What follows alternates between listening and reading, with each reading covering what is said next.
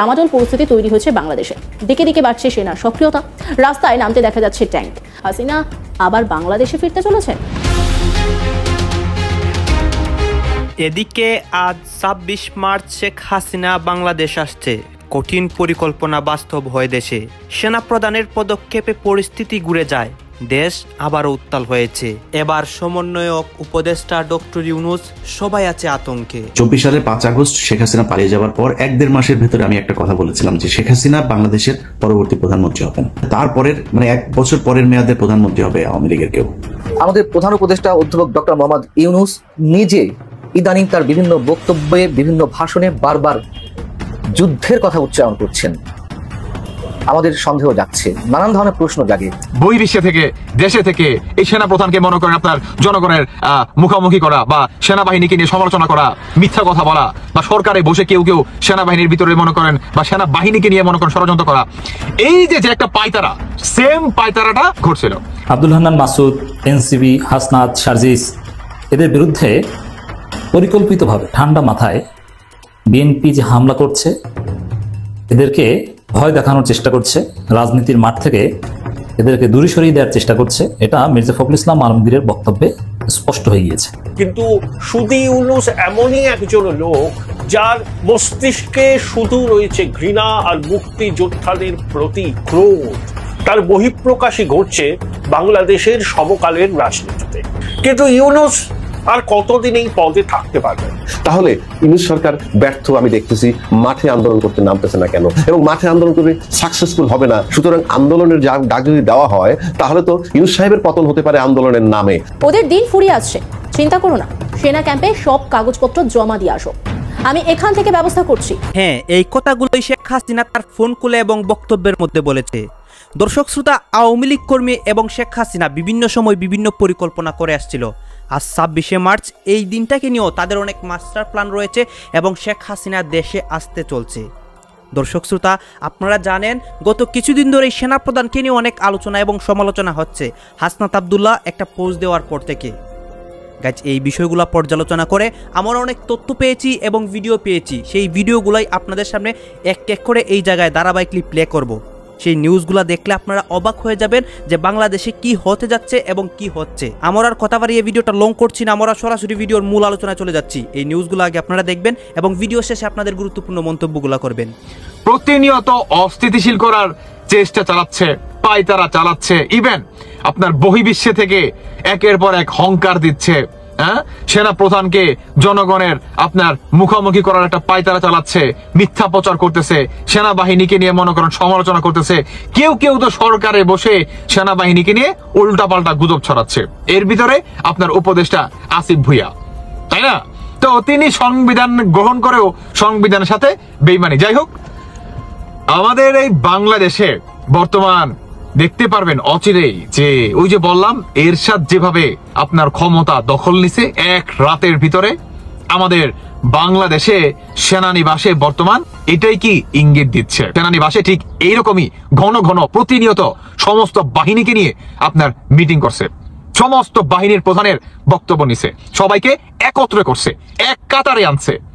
আমাদের বাংলাদেশ সেনাবাহিনীর প্রধান মিস্টার ওয়াকার, তিনিও কি সেই পথে হাঁটতেছে, বা তিনিও সবাইকে দেখেন প্রতিনিয়ত মিটিং করতেছে, সবাইকে এক কাতারে আনার চেষ্টা চালাচ্ছে।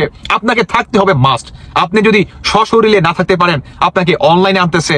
মানে আপনি কাজে আছেন, কোনো আপনার সরকারি কাজে কিংবা দেশের কোনো কাজে আপনি ব্যস্ত আছেন, বাট আপনি অনলাইনে যুক্ত আছেন, আপনি কথা বলতে পারতেছেন, মন্তব্য আপনি প্রকাশ করতে পারতেছেন, বক্তব্য রাখতে পারতেছেন, কিংবা আপনি তাদের বক্তব্য শুনতেছেন। দেশে নেক্সট যে আপনার মিশনটা বা নেক্সট যেই আপনার কি করে আমাদের বাংলাদেশ সেনাবাহিনীর যে স্টেপটা, সেই সম্পর্কে আপনারা জানতে পারতেছেন। এই যে একটা ইনফরমেশন কিংবা এই যে একটা কানেক্টেড, এটা কিন্তু অনেক বড় একটা ইস্যু, এটা কিন্তু অনেক বড় একটা পাওয়া, তাই না? তো সেনানিবাসে বর্তমান কিংবা এরশাদ আমলের সেনানিবাসে যে ঘটনা ঘটছিল আমাদের বাংলাদেশের আপনার সেই 25 সালে এসে সেনানিবাসের অবস্থা সেম দেখতে পারবেন অচিরেই।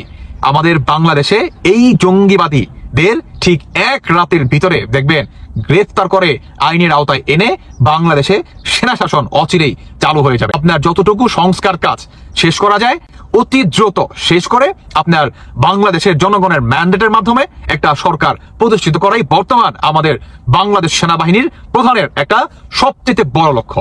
কিংবা আমাদের বাংলাদেশের সমস্ত আপনার প্রাণপ্রিয় বাহিনীদের একটাই লক্ষ্য, সেটি হচ্ছে আপনার নির্বাচিত একটা সরকার প্রতিষ্ঠিত করা।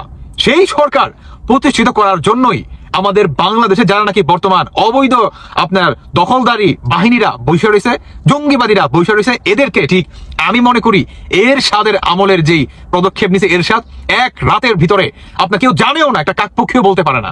যখন সকাল হয়েছে, রেডিওর মাধ্যমে প্রচার প্রচারণা চলছে, তখন মানুষ জানতে পারছে যে বাংলাদেশে সেনা শাসন আপনার জারি হয়ে গেছে। এই আপনার বিচারপতি ছিল সাত্তার, তাকে সরিয়ে বাংলাদেশের এরশাদ বর্তমান আপনার ক্ষমতায় নিছে, তাই না?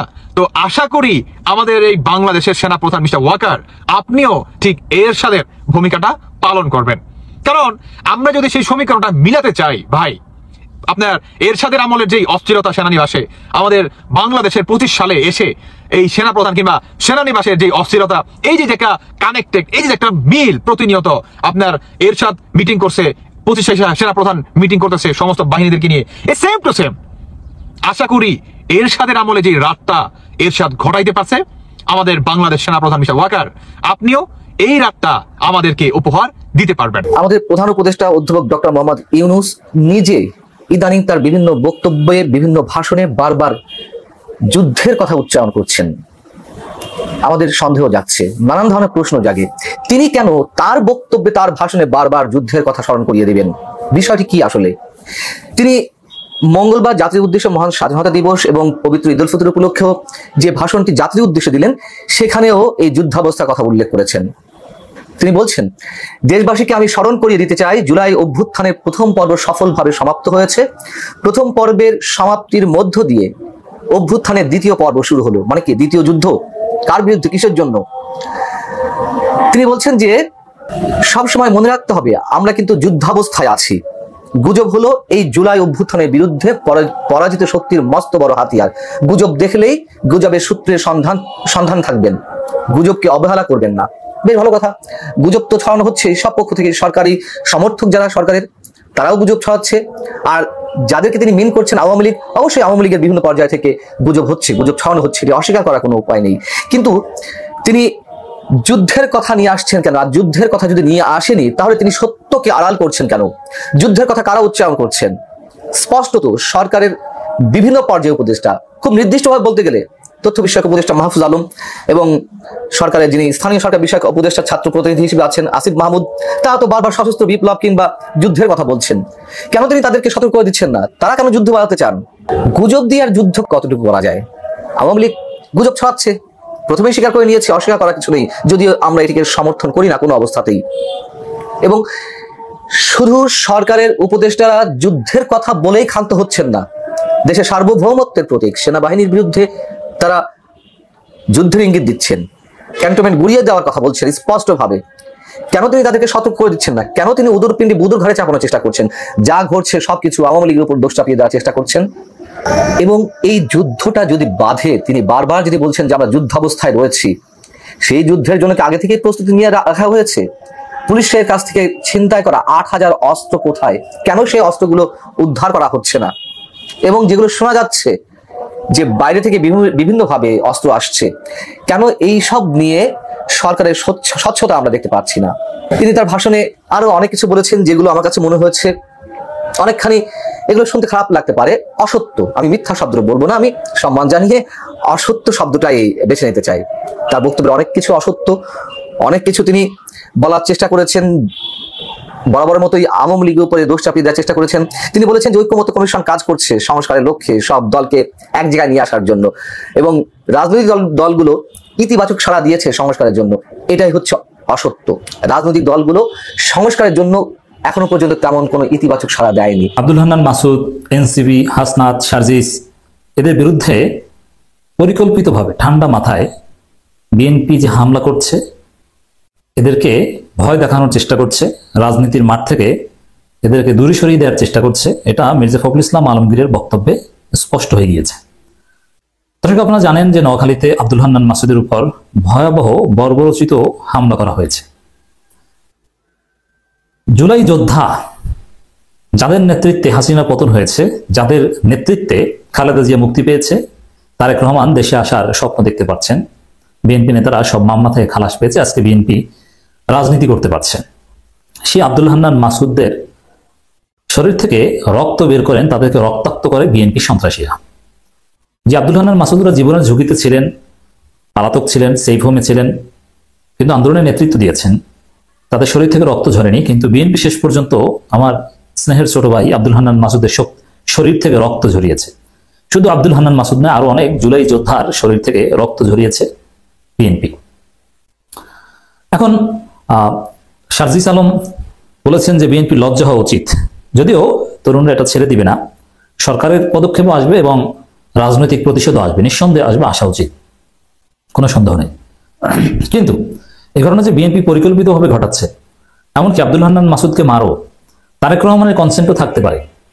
তারেক রহমান হয়তো বলেছে সুযোগ পেলেই এই আব্দুল হান্নান মাসুদ, হাসনাত, সার্জিস, নাহিদ, যাকে পাও তাকে পিটাবা, এই নির্দেশ তারেক রহমান দিয়ে থাকতে পারেন। মির্জা ফখরুলের বক্তব্য থেকে আমরা সেই ধারণা করছি। দর্শক, যারা 100 গাড়ি নিয়ে ক্যাম্পেইনে যায় তারা কি করবে সেটা আমরা ভালো বুঝি। এখন 100 গাড়ি নিয়ে ওই আব্দুল হান্নান মাসুদ, সার্জিস এরা ক্যাম্পেইনে গেছে, এটাকে ইঙ্গিত করেছে।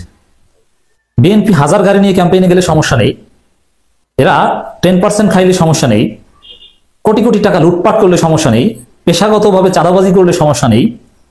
আর আব্দুল হান্নান মাসুদ, সার্জিসরা 100 গাড়ি নিয়ে ক্যাম্পেইন করলে আপনাদের সমস্যা। মির্জা ফখরুলের আয়ের উৎস কি? তারেক রহমানের আয়ের উৎস কি? লন্ডনে যে বিলাসবহুল গাড়িতে থাকেন, গাড়িতে চড়েন, বাড়িতে থাকেন, তিনি কি করেন? তার আয়ের উৎস কি? এর জবাব কি বিএনপি দিতে পারবে? তার ব্যাংকের স্টেটমেন্ট কি ডিসক্লোজ করতে পারবে? পারবে না।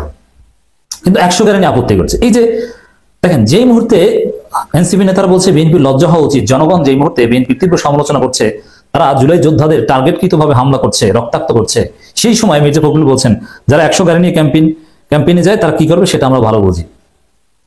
গাড়ি নিয়ে ক্যাম্পেইনে যাবে না, তাহলে কি ঘোড়া গাড়ি নিয়ে যাবে না হেঁটে যাবে? লোক কি গাড়িতে যাবে না, তাহলে কিসে যাবে মানুষ? গাড়িতে চলে সমস্যাটা কি? তারা তো স্বর্ণের গাড়িতে চলেনি, বাংলাদেশের রাস্তাঘাটে যে গাড়ি পাওয়া যায় ওই গাড়িতে চলে, মানে এরা গাড়িতে চললে সমস্যা। আর তারা লন্ডনে এসালমের টাকায় বিলাসবহুল জীবন যাপন করলে সমস্যা নাই, আর ইন্ডিয়ায় সালাউদ্দিন আহমেদ বিলাসবহুল জীবন যাপন করলে সমস্যা নাই এসালম গ্রুপের টাকায়। সমস্যা হচ্ছে ওরা 100 গাড়ি নিলে। তো দর্শক, এই যে 100 গাড়ি নিয়ে আপত্তি করা, এর অর্থ কি? এর অর্থ হচ্ছে এতে ক্ষুব্ধ হয়ে তাদেরকে মেরেছে, তাদের 100 গাড়ি সহ্য হয় না বলে হান্নান মাসুদদের উপর হামলা করেছে বিএনপি। এটা ফখরুলের বক্তব্য স্পষ্ট। যারা 100 গাড়ি নিয়ে ইলেকশন ক্যাম্পেইন করতে যায় তারা কি করবে সেটা আমরা ভালো বুঝি বলে মন্তব্য করেছেন বিএনপি মহাসচিব। এটা বিএনপির মুখে মানায়, অথচ এই গাড়ি নিয়ে শোডাউন, এটা তো বিএনপির কমন চিত্র। আলোচনা সবাই কথা বলেন, বিএনপি জনগণের সঙ্গে আছে, অতীতে ছিল, থাকবে। বিএনপি অতীতে জনগণের সঙ্গে ছিল, এখন জনগণের সঙ্গে, এখন চাঁদাবাজদের সাথে আছে। বিএনপি অবশ্যই জয়যুক্ত হবে ইনশাল্লাহ। বিএনপির ভরসা এখন ভারত এবং সেনাবাহিনীতে, তাদেরকে ভাগ বাটোয়ারা করে তারা ক্ষমতায় দিয়ে দেয় কিনা। শেখ হাসিনা পালিয়ে যাওয়ার পর 1-1.5 মাসের ভেতরে আমি একটা কথা বলেছিলাম যে শেখ হাসিনা বাংলাদেশের পরবর্তী প্রধানমন্ত্রী হবেন। যদি নাও হয় তাহলে তারপরের 1 বছর পরের মেয়াদের প্রধানমন্ত্রী হবে আওয়ামী লীগের কেউ। যদি শেখ হাসিনা ধরেন যে পরিমাণে ফেন্সিডিল সে ভারতে খাচ্ছেন, ওখানে তো খুব সহজেই পাওয়া যায়, তো উনি কয়দিন টিকতে পারবেন জানি না। যাই হোক, আওয়ামী লীগের কেউ প্রধানমন্ত্রী হবেন। এই কথাগুলো কেন বলেছিলাম? আমার কাছে মনে হয়েছিল কি যে বিপ্লবের এটা আসলে ডিরেকশনটা ঠিক মতো যাচ্ছে না। কারণ হলো, আমরা ধরেন বিপ্লব নিয়ে অনেক নাচানাচি শুরু করেছিলাম, আমরা তো জানতাম না 5 তারিখের পরে আসলে এই 5 তারিখে এইভাবে হচ্ছে, কিন্তু ভারত তো সবই জানতো। তারা তাদের মতো করে সুন্দর করে তাদের প্ল্যান বিতে কে কে থাকবে, আসিফ নজরুল সহ কারা কারা এখানে প্রথম আলোর যে পুরো গংটা এরা কি করবে, এই জিনিসগুলো তারা জানতো, ওইভাবে সেট আপ করেছিল। যে কারণে তারপর এই যে প্রধান উপদেষ্টার এই যে প্রেস সেক্রেটারি শফিক সহ আসিফ নজরুলের ঘনিষ্ঠ যারা যারা আছে প্রথম আলো এদেরকে এখানে বসিয়ে দিয়েছেন, তারা তাদের মতো করে চালাচ্ছেন। এই দেশের এই যে 5 তারিখের যেই আন্দোলন, যে বিপ্লব, যে স্বাধীনতা, এটা ধ্বংস হওয়ার পেছনে যদি একজন মানুষ, অনেক মানুষই মনে করেন আমি আসিফ নজরুলের ব্যাপারে এত কেন, একজন মানুষ যদি নাকি এটার জন্য সবচেয়ে বেশি দায়ী থাকে সেটা এই আসিফ নজরুল। এর জন্য প্রতিটা জায়গায় সমস্যা হয়েছে। আপনাদেরকে এই কথাটা কেন বলেছিলাম যে শেখ হাসিনাই আবার আসবে, এটা যদি আপনাদের আমি বিশ্লেষণ করতে চাই তাহলে একটা জিনিস বলে রাখি, সেটা হচ্ছে এই যে 15টা বছর শেখ হাসিনা ক্ষমতায় থাকলো, আন্তর্জাতিক বিশ্বের কেউ তাকে সরায় নাই এখান থেকে। ইন্ডিয়া একদম সরাসরি তাকে সাপোর্ট দিয়ে গিয়েছে, কিন্তু আন্তর্জাতিক বিশ্বের অন্যান্য দেশগুলোকে যে এই ব্ল্যাঙ্ক সাপোর্ট দিয়ে রাখা সম্ভব হলো কেন? কিসের জন্য করা হয়েছিল? কিসের জন্য হাসিনাকে কেউ সরাইতে পারে নাই? আন্তর্জাতিক বিশ্ব থেকেও কোনো চাপ কেন আসে নাই? এর একমাত্র কারণ বাংলাদেশকে সবাইকে বোঝানো হয়েছিল যে এই দেশটা হচ্ছে একটা জঙ্গি রাষ্ট্র। তারেক রহমান, খালেদা জিয়া এরা হচ্ছে জঙ্গিদের মূল হোতা। এরা, আপনারা তো দেখলেন এখানে কি কথা হচ্ছে, অনেকে অনেক কথা বলতেছে, অনেকে আলোচনা করতেছে, অনেকে সমালোচনা করতেছে দেশের বিভিন্ন অবস্থা এবং দেশের বিভিন্ন পরিস্থিতি নিয়ে, দেশের রাজনৈতিক প্রেক্ষাপট, শেখ হাসিনার দেশে আসা বা এই দেশের বিভিন্ন বিষয় নিয়ে, সেনাবাহিনীর বিষয়, তারপরে আরও অনেক যে বিষয়গুলো রয়েছে রাজনৈতিক প্রেক্ষাপট, সেইগুলো নিয়ে অনেকে আলোচনা করে, অনেকে সমালোচনা করে। দর্শক শ্রোতা, আমাদের দেশটাকে কিন্তু প্রতিনিয়ত এক গ্রুপ আছে যারা কিনা আমাদের দেশকে অস্থিতিশীল করতে চায় এবং আমাদের দেশের মধ্যে ঝামেলা লাগাতে চায়। সেই ঝামেলাগুলো কিন্তু তারা অনেক বক্তব্য এবং অনেক কিছুর মাধ্যমে প্রকাশ করে, সেইগুলা কথায় আপনারা কান দিবেন না। আবার আরও অনেক আছে যারা কিনা তাদের বক্তব্যের মাধ্যমে আমাদের দেশের আপডেট নিউজগুলো সবার সামনে প্রকাশ করে, তাদেরও কিছু বক্তব্য এখানে দেখিয়েছি। দর্শক শ্রোতা, এতক্ষণ আপনাদেরকে যা কিছু দেখিয়েছি সব কিছু কিন্তু আমরা সোশ্যাল মিডিয়া থেকে সংগ্রহ করেছি। এখানে আমাদের নিজস্ব কোনো মন্তব্য নেই বা নিজস্ব কোনো সিদ্ধান্ত নেই। এই সব থেকে আপনাদের কি মনে হচ্ছে এবং আপনাদের মন্তব্য অবশ্যই আপনারা কমেন্ট বক্সে লিখে যাবেন। এবং আপনাদের কাছে আমাদের একটা রিকোয়েস্ট থাকবে, আপনারা যদি আমাদের চ্যানেলের নতুন দর্শক হয়ে থাকেন, চ্যানেলটি সাবস্ক্রাইব করবেন এবং আগে থেকেই যারা সাবস্ক্রাইব করে রেখেছেন তাদেরকে অসংখ্য অসংখ্য ধন্যবাদ।